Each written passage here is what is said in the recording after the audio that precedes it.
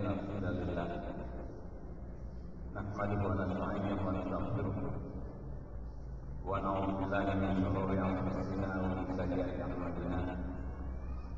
Man yahdihillahu fala mudilla lahu wa man yudlil fala hadiya lahu. Asyhadu an la ilaha illallah wahdahu la syarika lahu wa asyhadu anna Muhammadan abduhu wa rasuluh. Allahumma shalli ala Muhammad wa ala alihi wa sahbihi ajma'in. Amma ba'd. Yang terhormat para alim ulama, para sepuh, para pejabat daerah, bapak-bapak, saudara-saudara ibu serta hadirin yang berbahagia. Alhamdulillah, izin Allah pada ini hari dan sudah 2 malam saya berada di Bandar Lampung, dapat bermuajahah dengan saudara-saudara saya yang Islam yang selama ini belum pernah ketemu dan baru kali ini kita bertemu. Para hadirin, ada satu pertanyaan dari Allah di surat At-Takwir ayat 26. Surat At-Takwir ayat 20. A'udzu billahi minasyaitonir rajim. Fa aina tadhhabun? Hei manusia, kamu mau pergi kemana? Di sini mengandung filosofi yang sangat dalam agar manusia itu sadar. Ada orang-orang yang mendahului kita, jelas mereka kembali kepada Allah, dan kita juga pasti akan kembali ke sana. Pertanyaan ini tentunya kalau kita sadar kita kembali kepada Allah di akhirat, sejauh mana persiapan yang sudah kita persiapkan? Sebab yang namanya al-maut, kematian, bukan eksperimen. Kalau mati eksperimen, boleh kita santainya dan saya. Tapi mati adalah hijrah kita yang tidak akan kembali lagi. Maka dari itu Allah Subhanahu wa ta'ala menentukan kita di dunia ini untuk menjadi khalifah Allah di muka bumi. Karenanya Allah mengasihi kita ini dengan diberikannya panca indera, akal pikiran, kesehatan lebih banyak daripada sakit, kaki, tangan, dan lain sebagainya Allah berikan secukupnya. Lebih dari itu pun selama manusia di dunia Allah bimbing dengan wahyu Allah, supaya pertanyaan Allah dapat kita jawab. Ada 2 jalan, mau ke arah sabilillah atau sabilil syaitan. Kita oleh Allah dilepas, Allah tidak menggunakan otoritasnya, diserahkan kepada kita sepenuhnya, tetapi Allah tidak berbuat dosa. Allah mampu membuat manusia seluruhnya ummatan wahidah dan saksi iman kepada Allah. Tapi kalau begini namanya Allah menggunakan otoritas kita, maka Allah bebaskan mau kemana kita pergi. Para diri, jikalau Allah Subhanahu wa ta'ala selesai menciptakan Nabi Adam alaihissalam, ada reaksi dari dua makhluk Allah. Yang pertama adalah iblis, menolak dengan tegas kalau Adam dijadikan khalifah di muka bumi. Allah bertanya, "Ma mana'aka an tasjuda lima khalaqtu biyadayya?" Kata Allah, "Hai iblis, mengapa kamu menolak untuk tidak memberikan hormat atau menyetujui pada makhluk yang aku ciptakan ini?" Langsung iblis mengatakan, "Ana khairun minhu, khalaqtani min nar wa khalaqtahu min nar." Kata iblis, "Ya Allah, aku jelas lebih baik daripada Adam. Kau jadikan aku dari api, sedangkan Adam dari tanah." Ini mulai makhluk pertama yang congkak dan sombong.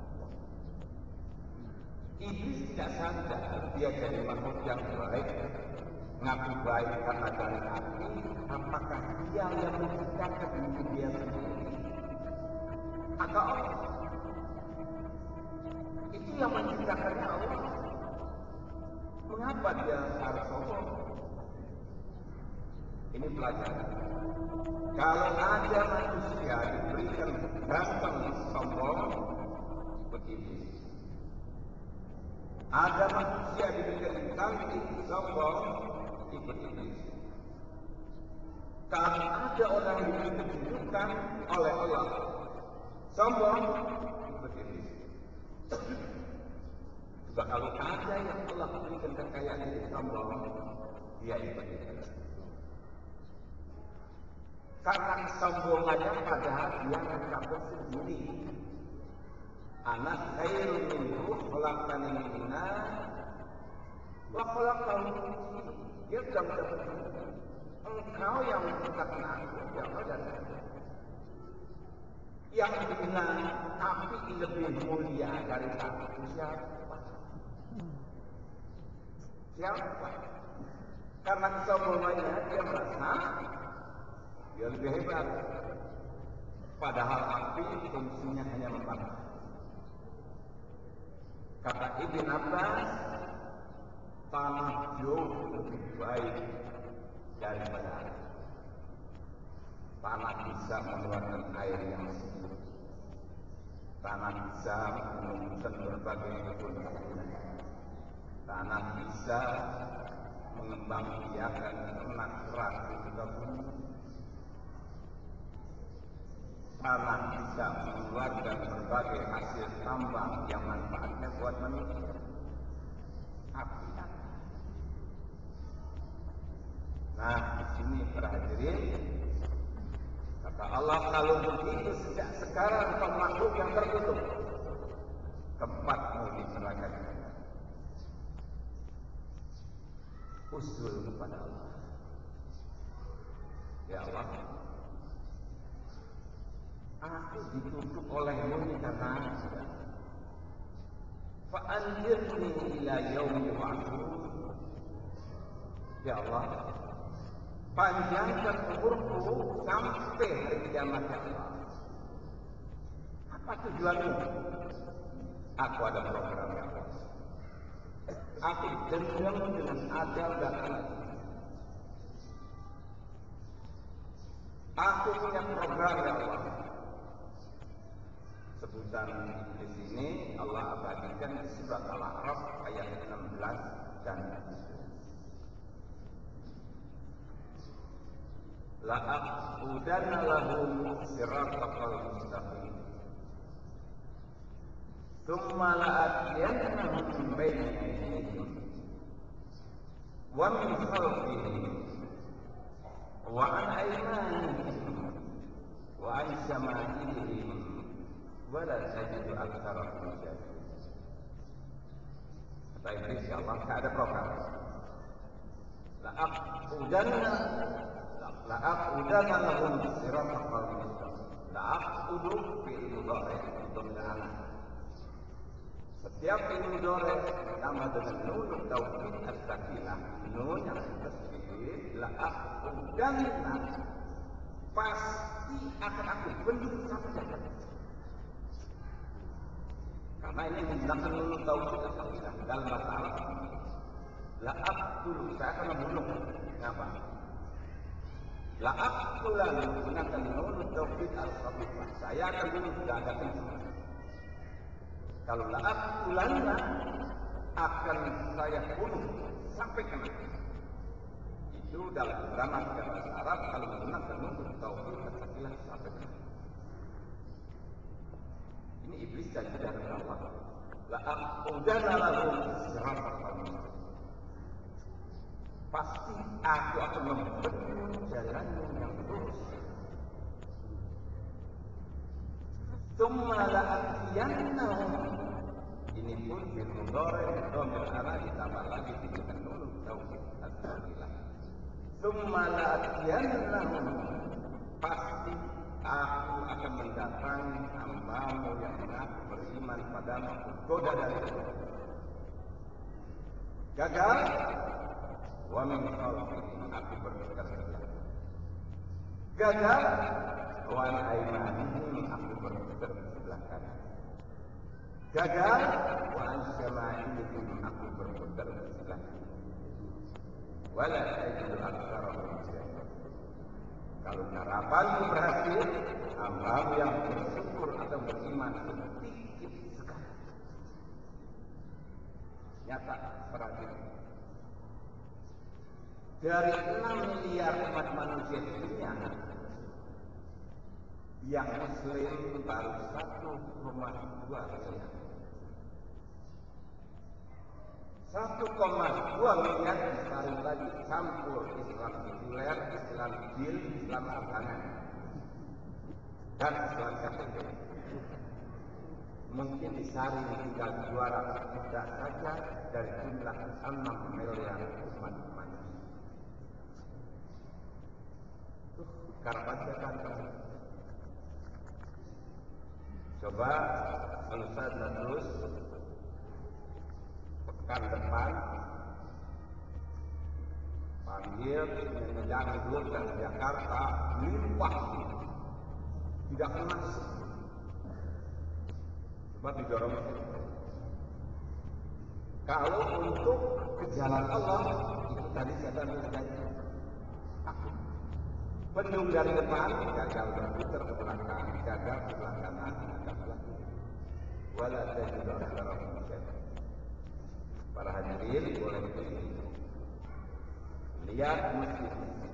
Kalau sholat berjamaah, walaupun besar masjidnya, isinya akan kosong.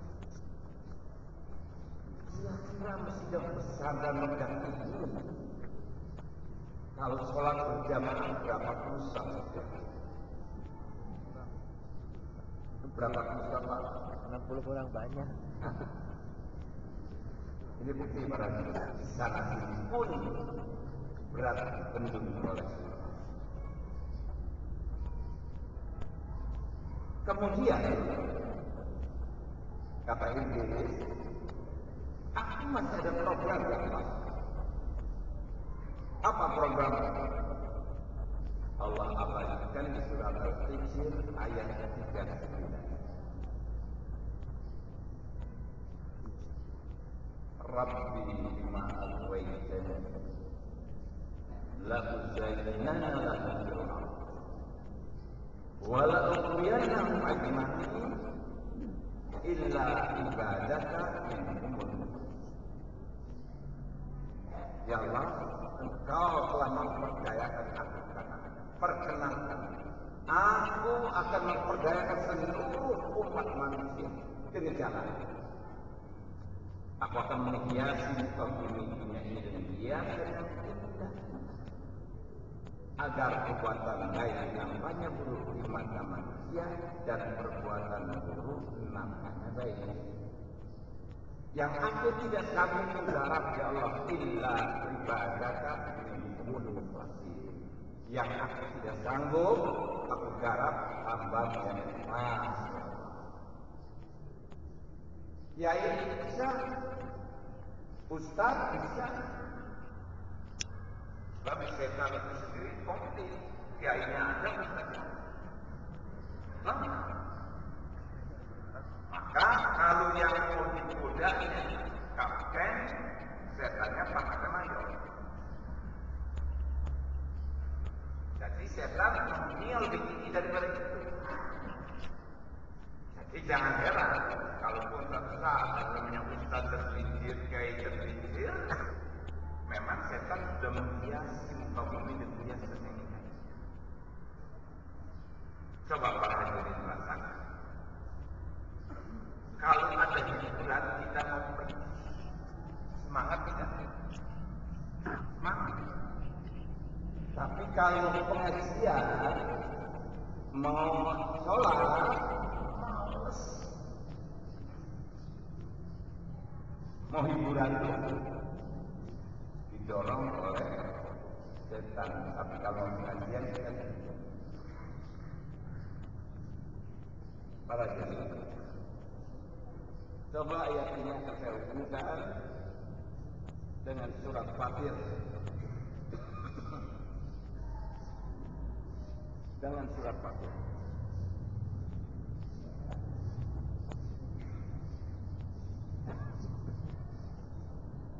Surat Fatir mulai ayat 6.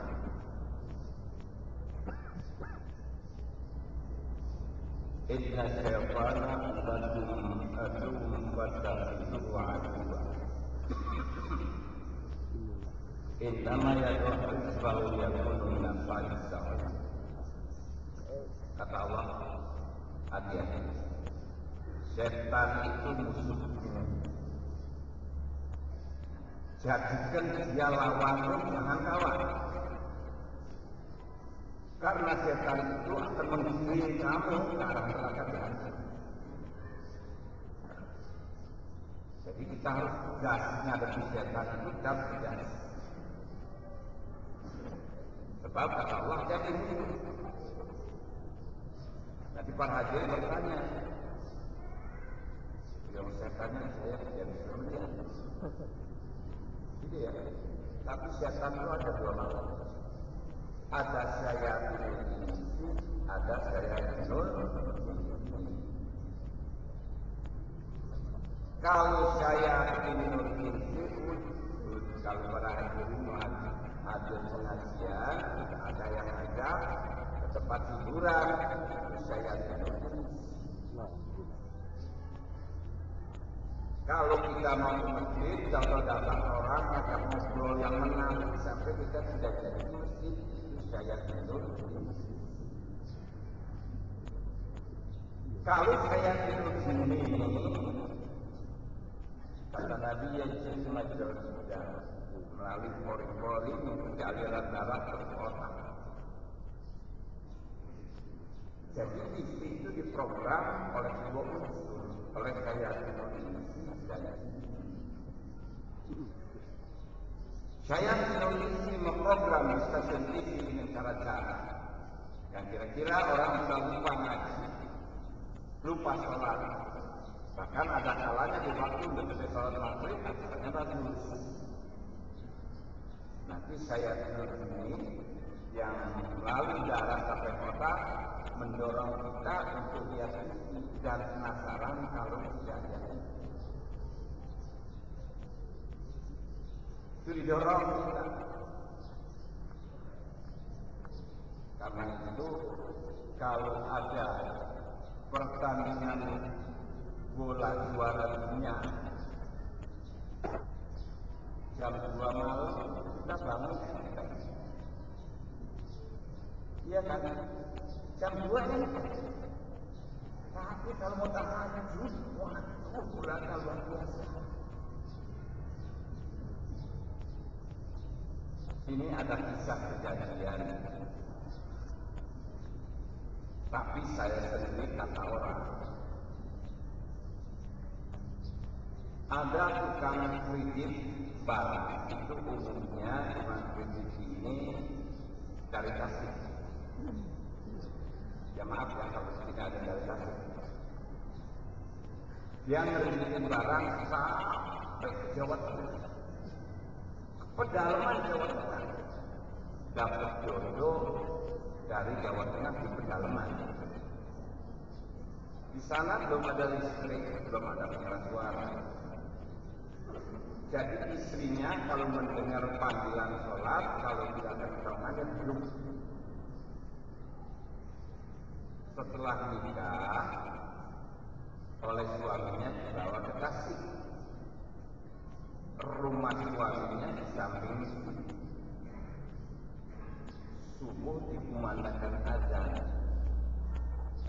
Hayya 'alas shalah, hayya 'alal falah. Bangun di sini. As-salatu khairun minan naum. Salat lebih baik daripada tidur. Si istri tanya, coba baru dengar kan? Pak, itu apa maksudnya as-salatu khairun minan naum? Kata bapaknya ini suaminya, as-salatu khairun minan naum itu harusnya untuk sholatnya tenang-tenang.